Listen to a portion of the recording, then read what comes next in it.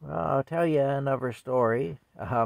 This one's about my dad and our meter maid in my hometown back in the 1970s.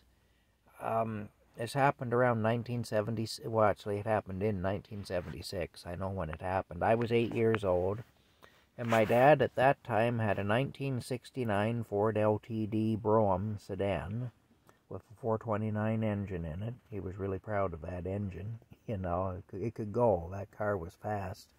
Had no sway bars in it though, so it would, do this on the curves and stuff. It would just lean, but it was fast. It was really fast. Anyway, you wouldn't know to look at it. It was just like a four-door sedan, but it was fast. Anyway, what had happened was I was in the car with my dad, and we stopped downtown at a store. He told me, he said, "You just sit tight. I'm going to go into the store. I'll be out in a couple minutes." So he goes out. He left the car idling there, and he goes out, and he goes into the store that was there. Well, he had parked in a no parking zone. And our meter maid in town was kind of ruthless. She didn't let anybody away with anything. And in fact, she was so ruthless even when she was walking around downtown. If she saw that your meter was going to expire, like in a minute or something, she'd stand there. She'd actually open up her ticket book, and she'd stand there with her pen right over her ticket book and wait for the red violation flag to pop up. And as soon as that flag popped up, she'd start writing. She'd write you a ticket. She wouldn't go around the block and come back, give you a bit of a grace period or anything. As soon as that red flag popped up, she was right there, right? She was standing there literally with the pen over the pad of paper, just waiting right over the ticket book, watching. And when that little indicator hit 0 and the red violation flag popped up in the meter, she'd write you a ticket. That's what I literally saw her do that many times downtown. Anyway, she come along when I'm sitting there in the car in the no parking zone. She come along, she puts the ticket book up on the roof of the car, and she starts writing a ticket. Well, my dad came out of the store, and all I could hear, he was mad. He came out of the store, and he starts marching toward her, and he says, "Write me an effing ticket, and I will break your GD neck." Just like that.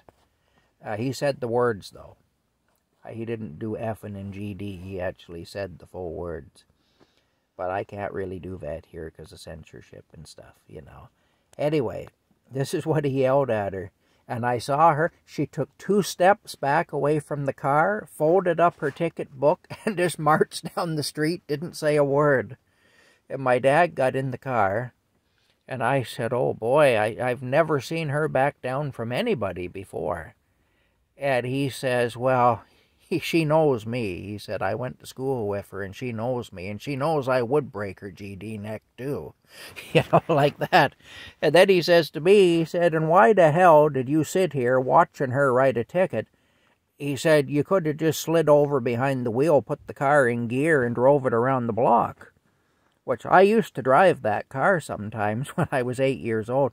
But he had wooden blocks made up for me for the foot pedals and stuff. I couldn't drive it without those, And it never even occurred to me that I should or would do such a thing, really, But I drove the car when he was with me, sitting on a cushion on the edge of the seat with the wooden blocks so that I could reach the pedals. He had made wooden blocks with leather straps, And so I had driven the car, and I could drive it under those conditions, but anyway, he gave me heck for not driving the car away while she was writing the ticket,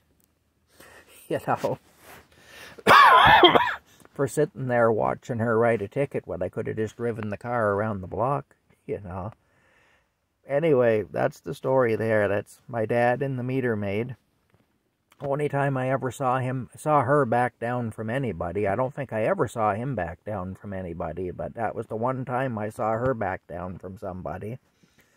And years later, she had to go off on sick leave for a while. She got sick and she had to have surgery and stuff, so she was off for about a year. And so she had a replacement in there doing her job. And anyway, they got looking at the paperwork and stuff. It turns out she had been embezzling money from the town for years.